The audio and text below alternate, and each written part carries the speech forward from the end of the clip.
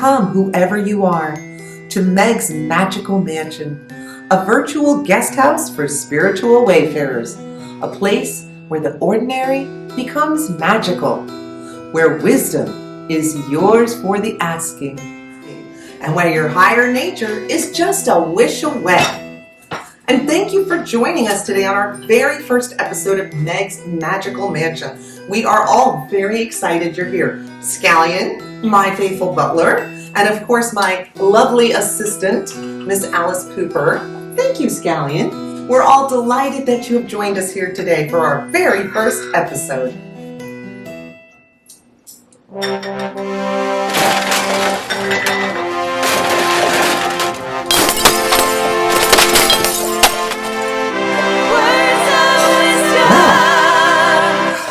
Are you all right? I guess it's time for words of wisdom. And today's words of wisdom come to us from Abraham Hicks. It is as easy to create a castle as a button. It's just a matter of whether you're focused on a castle or a button. Let's think about that. We should meditate for a moment.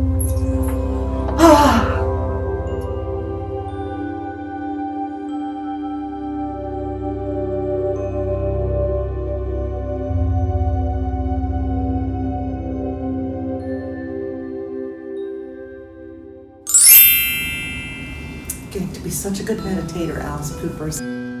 This is really the whole point of Meg's Magical Mansion. By the way, I don't actually live in a mansion. I live in a condominium, which is very nice. But I want to be tapped into my higher being. I want to be a powerful co-creator for the most amazing life and lifestyle I can imagine. And that's the point of Meg's Magical Mansion. I have a mansion in my mind, and it is fantastic. And with my team's help and with your help, we can manifest a mansion, a virtual guest house for the spiritual wayfarer. So let's talk about what's going on around the mansion. We have been having a blast celebrating all of the different holidays or sabbats on the Pagan Wheel of the Year. And I'm going to put some links below if you want more information on the Pagan Wheel of the Year. I'll link some great videos and let you know a little bit more about it. The Pagan Wheel of the Year is made up of 8 celebrations. There are 4 what we call the greater sabbats or celebrations that are tied in with solar activity. They are the 2 equinoxes and the 2 solstices. And then we have the 4 lesser sabbats, which are tied in with a lot of pagan and Celtic traditional festivals. So our next upcoming sabbat is Lammas. Lammas is the first of 3 harvest festivals. Yes, 3 fabulous harvest festivals. Not 1, not 2, but 3 harvest festivals. And this is the first one. This holiday celebrates grain. It is a holiday where we're celebrating the very first harvest of grain and the first loaves of bread being made. At this time, we're really looking at the god and the goddess. The days are getting shorter, which means the god is represented by the sun, and that means that the god is losing power. The goddess, meanwhile, is full and ripe and pregnant.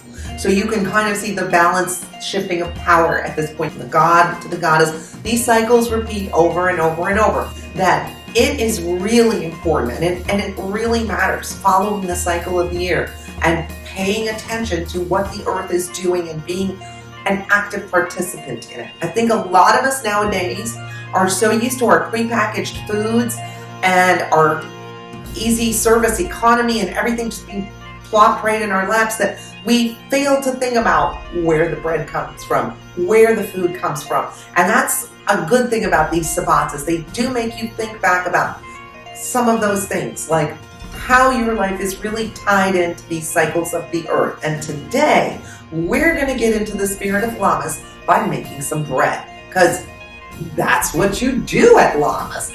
And lucky for you guys, Meg's an expert baker, so I've got you covered. And today we're going to be making a dill bread. After I finish my tea, I put my work duds on, I'll meet you in the kitchen and we're going to whip up some bread. Cheers.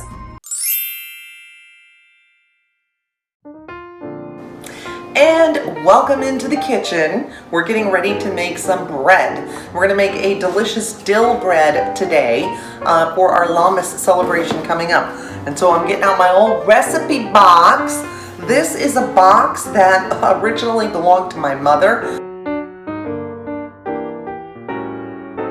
And my mother passed away in 2004, but she has recipes in here and I've added my recipes.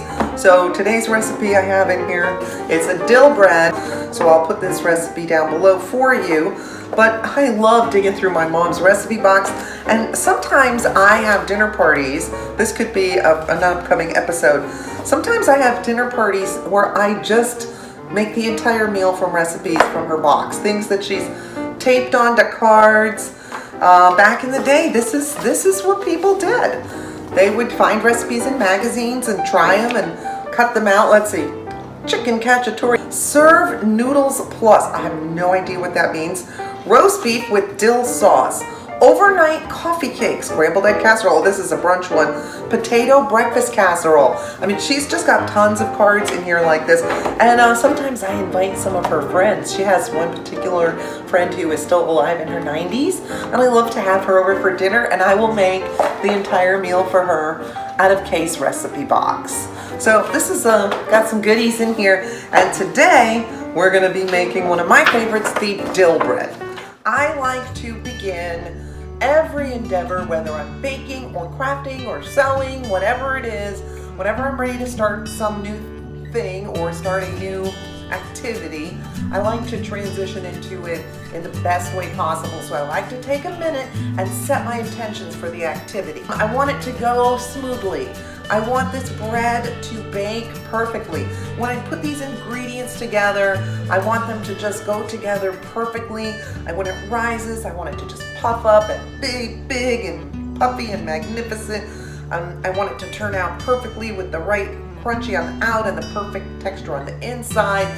And I also, besides just setting my intentions for how I want the activity to go, I also want to take a minute and just really bless all my ingredients, because I want whoever eats this bread to be lifted up, not just with the sustenance of the food, but also spiritually. I want them to be full of love. I want all my good intentions for them to come into them through the bread. So when people eat my bread, I want them to feel love. I want them to feel happiness and joy and the deliciousness of the bread as well. Okay, well, now that have our intentions set and we've blessed all of our ingredients, and I think we're ready to actually start making the bread. First thing we have to do is mix the yeast, water, and sugar in a large bowl and let it proof. Proof means you want proof that your yeast is good, that it's active, and that it's ready to make some beautiful bread. So it's worth taking the 15 minutes to proof your yeast, because if your yeast is not fresh or not good, your bread will not rise. We want our bread to be fluffy. Okay, so first thing, we need 2 cups of water. The water temperature is important, so I'm going to turn the water because it's got to get warm. And this is going to take a minute. So the water temperature is important. You want 110 degrees. When I first started baking, I used to use my kids' little baby thermometer from their bath. They're grown up now. I don't know what happened to them. Now I can tell what it should be. Alright, just waiting for the hot water.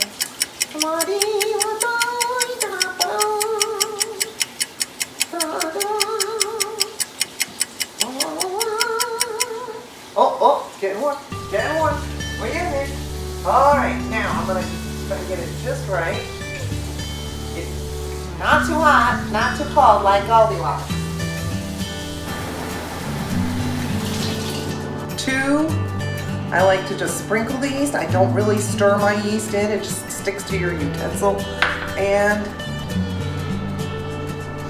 now we're just going to throw that sugar. And sugar is like a food for yeast. So you will see that it's going to start to have a little party in there. So what we're gonna do now is we're gonna cover it up. We don't wanna watch what's gonna happen in there. It's gonna be a party going on. But we're gonna give them 15 minutes for a little quickie in there. We'll see what they can get done in 15 minutes. And hopefully in 15 minutes it'll be puffy and fluffy. So we'll set my little penguin, ooh, it's a penguin, for 15 minutes. And when the penguin rings, we'll check our yeast and see if it's given us the proof we need to continue forward with our recipe. If it's not fluffy and puffy, it's not worth going forward. Go back and try again. All right, see you in 15.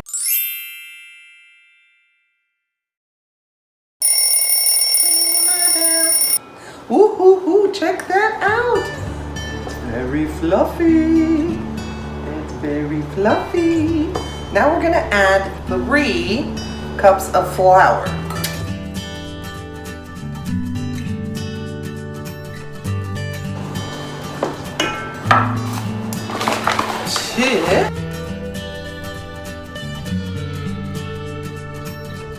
This is fun.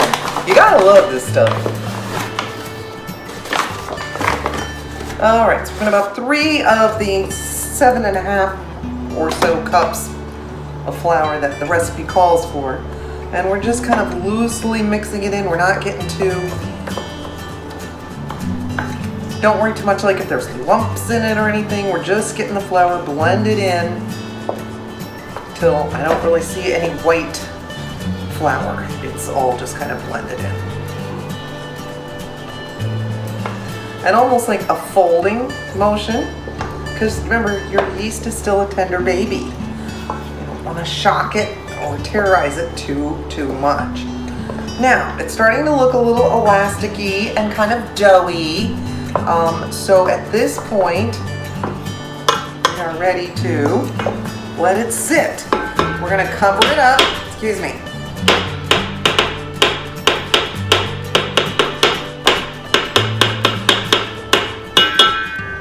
Fun. Okay, so now we are going to cover this and we are going to let it sit. There's certain recipes that call for, like, it's called a biga, like a lot of the Tuscan breads, and this is a similar starter kind of way to start your dough, and then we're going to be building more into this later. So we're just going to cover this little baby up and we're just going to let it sit aside for 45 minutes. All right, so in the meantime, I'm going to meet you over at the stove and we're going to be sauteing up the rest of the stuff that's going to go inside the bread. So we've turned the stove on high. We're heating up our skillet. We're going to use about a tablespoon of the olive oil. This you don't really need to measure, just enough to cook the onion, which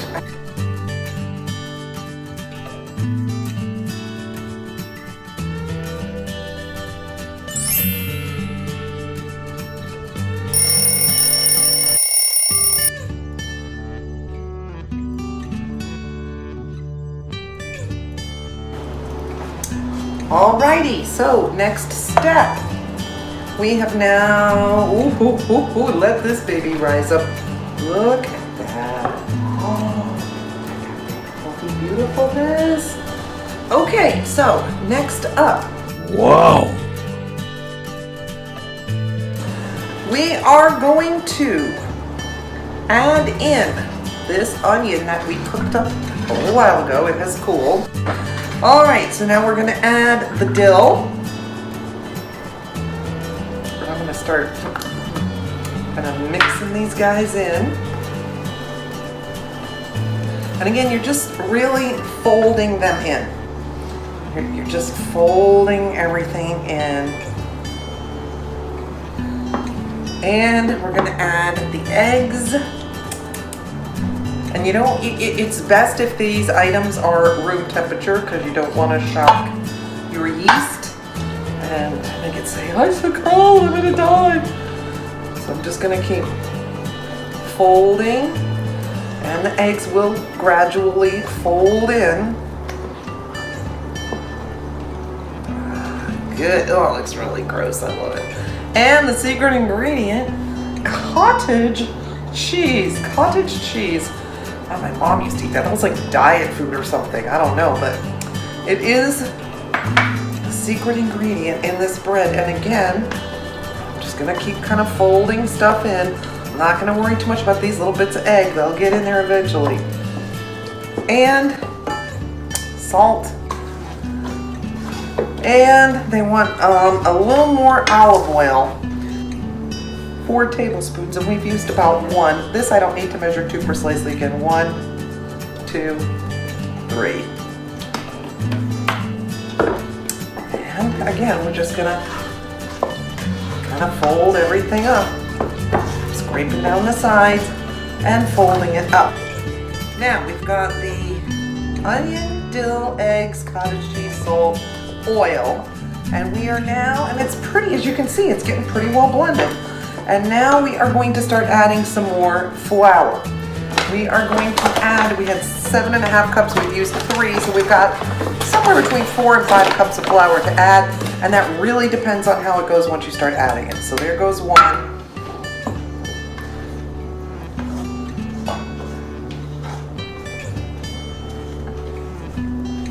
And again, you see I'm folding it in, and it's gonna reach a point where I will not be able to stir, and we will be starting to go more towards the kneading it. I'm not a bread machine lady. I don't do the bread machine thing. I'm a hardcore, do it by hand kind of person. So that's, and again, you really don't even need to count your flour at this point, because you're gonna know when your dough is ready. And I think we're almost ready to turn this baby out onto the board, which means we're gonna take some flour up our board here, and then we're going to turn that dough right on out onto the board. Oh, yeah, good. Looks good. Now just throw another cup of flour right on top. Now we're just going to start folding it in by hand. You want to make sure your hands stay nice and floury. Notice I'm being very gentle right now. I'm not like slamming it around too hard yet. I'm still kind of building it, and I'm folding, and I'm folding, and I'm picking it up and turning it upside down. And I'm gradually incorporating all of this flour in to my dough. And again, I'm folding and patting. Fold and pat, fold and pat, fold and pat. There we go. Now it's starting to feel like dough, like actual flour dough. I'm gonna get some more flour.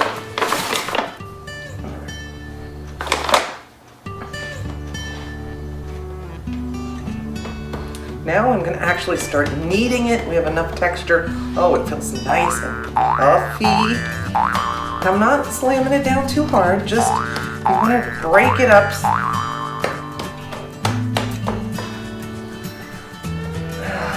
And again, folding.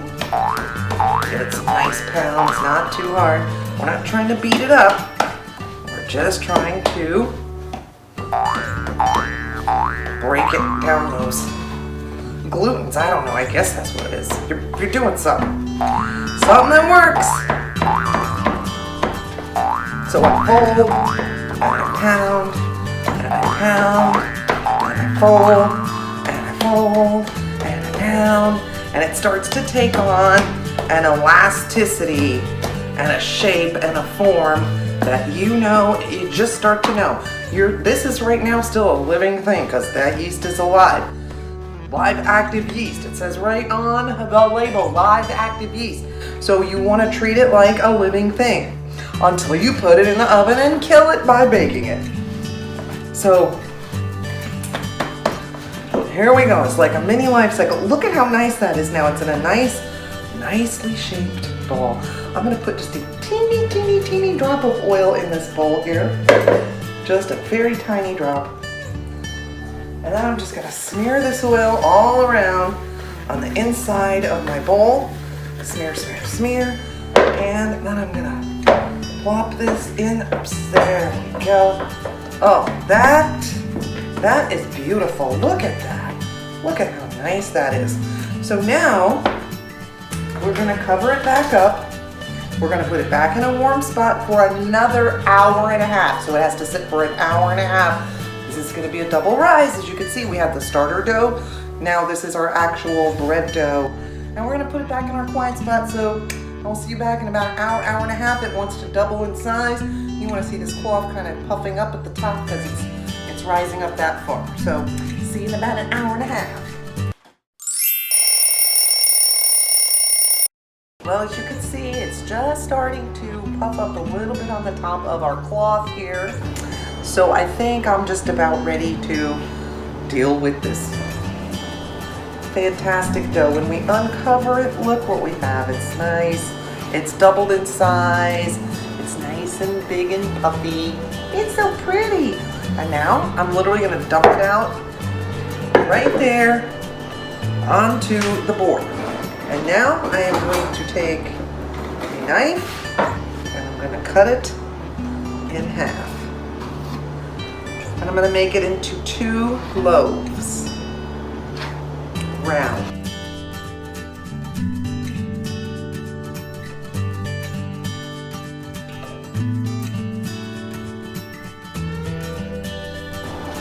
I didn't grease my pan. I used a parchment paper where you can grease it. We are going to score the tops, brush with milk, and bake it for about 50 minutes. All right, so when you score the tops, you're basically gonna make like a crisscross pattern across the top. So I'm gonna go across this way, and then boom. And same thing on this guy.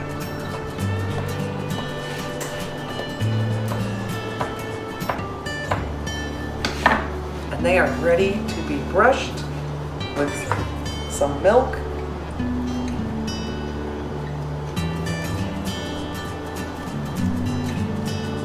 I have already got my oven preheated to 375.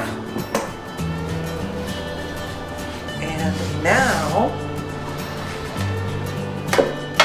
I'm going to place these guys.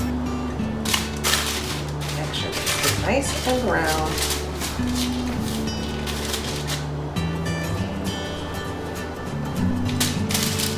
And they are ready to go into the oven at 375 for about 50 minutes. So we'll see you in about 50 minutes. 2 minutes, just waiting. 2 minutes. 2 minutes. Oven dance, oven dance. Everybody do oven dance, oven dance, oven dance. Everybody doing oven dance, oven dance, oven dance. Everybody do oven dance, oven dance, oven dance. Everybody oven dance. Ooh. I love that song. I just made it up. 5, 4, 3, 2, 1, 0. There we go. Hot out of the oven. I mean, like, ooh, hot. And I'm gonna move them. I like to turn them upside down. You should be able to knock on the bottom of your bread. That's very important. And hear that little hollow sound. Always a telltale sign your bread is done. Look at that bread.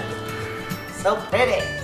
Pretty, pretty. I'm gonna put them on these nice little racks right here to cool. And you know what? Maybe in a few minutes we'll cut one open and see what it looks like on the inside. The bread has cooled down. It's still just a little bit warm. And we are going to cut this baby open. Yeah. All right, here's the loaf. And I'm just gonna start cutting some slice right off that end. And let's take a look at the texture and quality of the bread. Wow, so you can see it's got some nice little texture to it. It's got some holes in there. It should, yeah, that looks, wow. You guys need to make this because this is really, really good. Our cottage cheese and the dill and the onion, it's so good. This is excellent. Let's take a look there. You can really see that is some pretty bread. Oven it dance. oven mitt dance. Bye bye. I'm doing the oven mitt dance.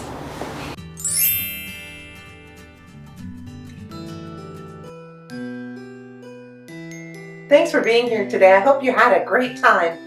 Remember, in the words of Buddha, thousands of candles can be lit from a single candle, and the life of the candle will not be shortened. Happiness never decreases by being shared. I hope you had fun. If you did, please remember to like, share, subscribe, and ring the bell so you will be notified of upcoming episodes. Thanks for being here.